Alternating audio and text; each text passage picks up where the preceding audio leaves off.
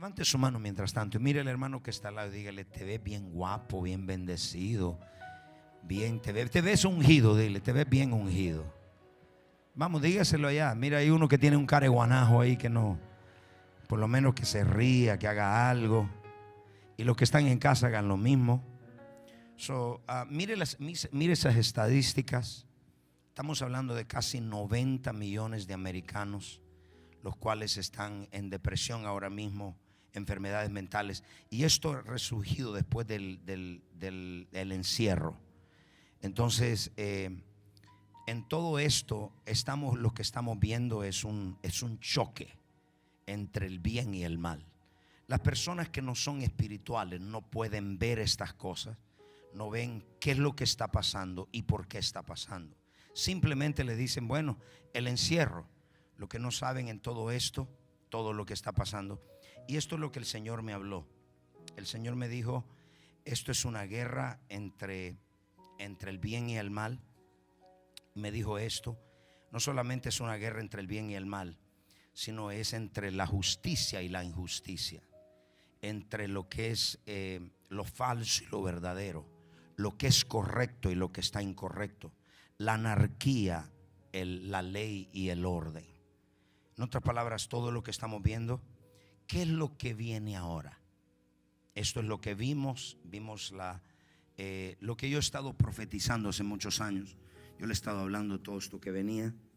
Entonces la pregunta es: ¿qué es lo que viene? Aleluya. Para ponerlo a usted en perspectiva, todo levante su mano y diga: perspectiva. Perspectiva es cómo ven las cosas en todo lo que está pasando aquí en Estados Unidos, todo lo que está pasando en el mundo.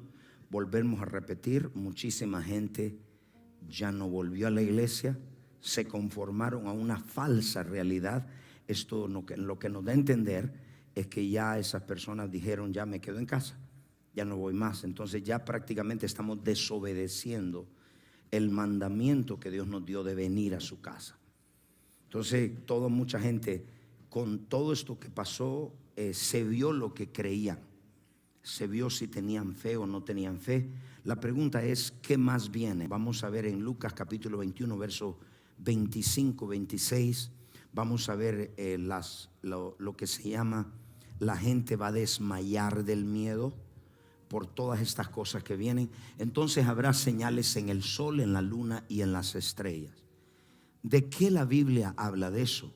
Y dice: y la tierra angustia de la gente, confundidas a causa del bramido del mar y de las olas, desfalleciendo los hombres por el temor a la expectación de las cosas que sobrevendrán en la tierra. Y dice: porque las potencias de los cielos serán conmovidas. Yo le hago una pregunta: ¿qué puede conmover los cielos sino una guerra cósmica? En este momento los satélites, hay una, ¿cómo se llama? Electromagnetic, how do you call it? ¿Cómo le llamas? Hay un pulso electromagnético que están en los satélites de los satélites rusos, chinos y americanos. Y eso prácticamente pueden hacer perder la energía del 30% del país. Pueden pagar todas las computadoras, todos los teléfonos. Todo ahora se mueve con satélite. ¿Qué más viene? Dios me mostró que habían ciudades enteras de los Estados Unidos quemándose en fuego. Dos, ¿qué más viene? Y esto se lo advierto porque muchos años yo me he parado acá y yo le he dicho: esto es lo que viene. Antes del virus yo le preparé a usted. O sea que nadie aquí tiene excusa. Yo le he preparado para que usted se levante y se pare. El Señor me mostró, mire lo que acaba de decir Jesús, dice que vienen hambres. No sé si es este año o el próximo año, pero viene un hambre sobre la faz de la tierra. Y Dios ya se la está mostrando a mucha gente. Así que yo le diría que a usted comience a guardar alimentos de primera necesidad, pero no para usted solamente, sino para ayudar a otros. Cuando venga la crisis, los cristianos son los primeros que debemos de tener. Y dentro de todas estas cosas hay un liderazgo en Estados Unidos que va a permitir esto o va a pelear contra esto. Entonces nosotros tenemos que ver para que Dios ponga el liderazgo correcto y orar que estas cosas no sucedan. Tenemos muchas cosas. Lo primero ¿qué es lo que está en juego en estas elecciones ahora? Lo primero que está en juego, si vemos lo que pasó, vemos los resultados, vemos que menos cristianos o muchos se quedaron en el camino y muy pocos ya ahora están surgiendo otra vez. Número dos, vemos las cosas que vienen sobre la faz de la tierra. Entonces nos enfrentamos con algo muy fuerte. La pregunta es esta: ¿cómo nosotros o qué es lo que está en juego en estas elecciones? Yo quiero que usted lo anote. Primero está en juego nuestra libertad religiosa. Es decir, ¿por qué los bares están abiertos en ciertas ciudades de Estados Unidos y la iglesia está cerrada? ¿Por qué los casinos están abiertos y la iglesia está cerrada? El diablo ha querido ponerle un bozal a la iglesia, pero nosotros estamos para pararnos y no permitir que se nos silencie. ¿Estamos acá? Cuando vemos esto, las casas de oración cerradas, nosotros tenemos iglesia en toda parte de Estados Unidos y allá la gente dice: aquí no puedo, porque te llevan preso por alabar a Dios, pero no te llevan preso por estar tomándose cerveza en el casino. En otras palabras, toda nuestra libertad está en juego. ¿Estamos acá todos? Entonces, uno de los propósitos de China en esta libertad es socavar la libertad de esta nación y socavarla con el socialismo. Nosotros, como dijo el presidente, no seremos nunca una nación socialista.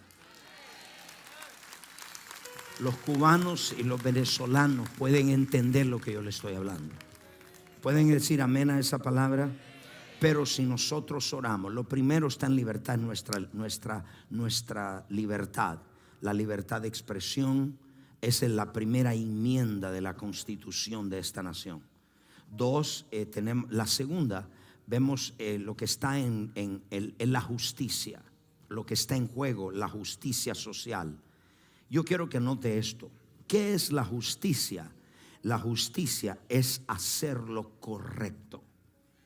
Usted es justo cuando usted hace lo correcto. Es decir, cuando nosotros en medio de la presión y en medio de lo que el mundo pueda hablar de la iglesia de Cristo, nosotros hagamos lo correcto. Usted nunca rehace lo correcto. Y dos, lo justo o el justo tiene que ver con la igualdad. Esto no tiene nada que ver. Mire lo que dice Salmo 89:14. En la igualdad. La justicia no tiene nada que ver con partido político, demócratas, republicanos, independientes, etc. La justicia afecta nuestra manera de vivir. Cuando en un país hay justicia, afecta positivamente. Cuando no hay justicia, afecta negativamente a sus ciudadanos. Mientras vemos toda la perspectiva global y de este país, mire lo que vemos: justicia y juicio son el cimiento de tu trono. Hablando de Dios, misericordia y verdad van delante de tu rostro. Pueden decir amén a esa palabra. La iglesia no habla de estos tópicos. No queremos hablar de justicia social. No queremos hablar porque lo consideramos un crimen, lo consideramos malo. Pero eso está en la palabra de Dios. La justicia es hacer lo correcto. Entonces, lo segundo, otro problema de justicia social es el aborto. Entonces, las personas que me están viendo allá, mire lo que le voy a decir. El aborto le ha hecho injusticia a 60 millones de niños. ¿Qué significa eso? Para que usted, los ojos suyos se le abran. Estimado de abortos en los últimos, la ley del aborto entró en 1973 y hasta el día de hoy 61 millones de niños han sido asesinados en el vientre de su madre. ¿Hasta cuándo la iglesia estará en silencio? Hay justicia social y viene el aborto. Y escúcheme esto. El aborto es pecado y es un asesinato.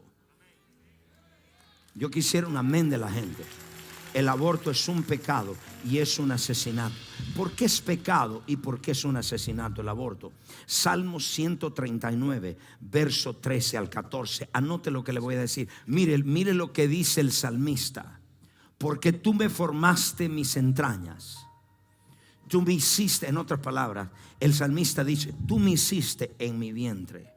¿A cuánto Dios los hizo en el vientre de su madre? No dice que los creó, los hizo. Porque hay una diferencia entre crear y hacer. Hay una diferencia entre formar y crear.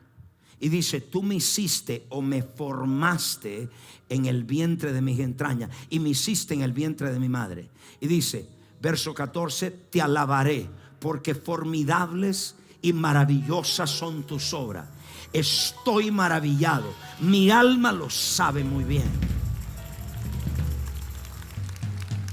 La razón que el aborto es pecado es porque usted, antes de ser formado un ser humano, usted fue creado un ser espíritu. Voy a repetirlo.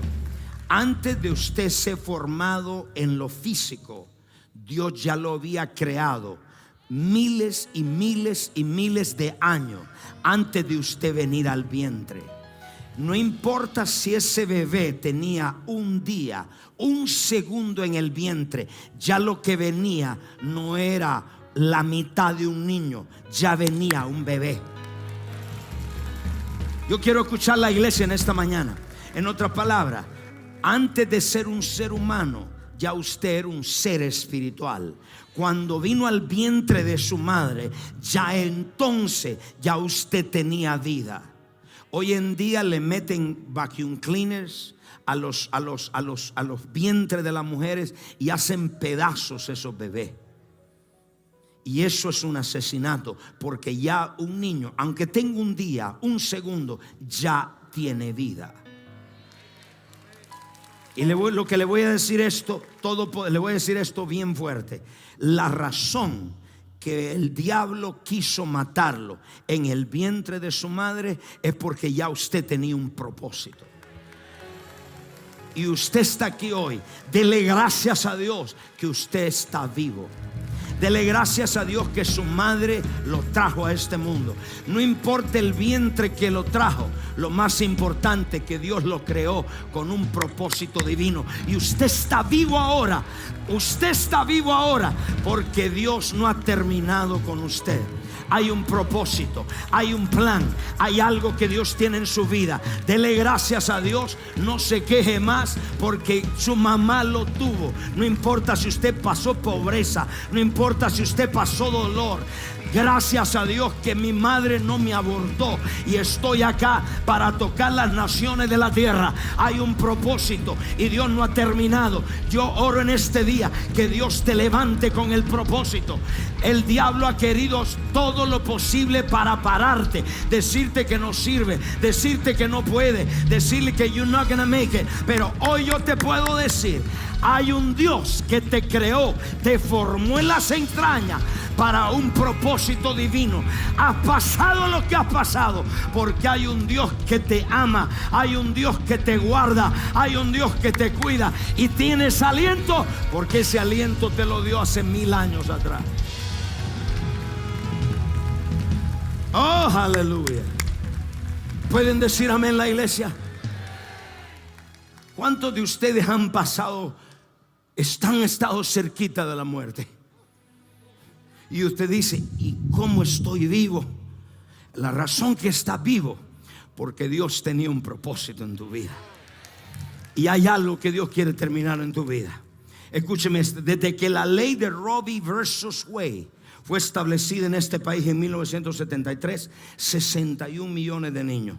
Y por esa razón, este país le vino una maldición. Y escúcheme esto, yo predigo esto, que la ley Roe versus Wade va a ser revertida. Yo predigo esto: en la misma hora que se pase la Corte Suprema y corte el aborto, la maldición de este país va a ser quitada. ¿Pueden decir amén ustedes? No más. Por esa razón el diablo se ha levantado para matar los niños, porque esta generación es la generación que va a preparar la venida de Cristo. En otras palabras, si usted tiene hijo, usted es un bendecido, porque ese hijo es un futuro profeta.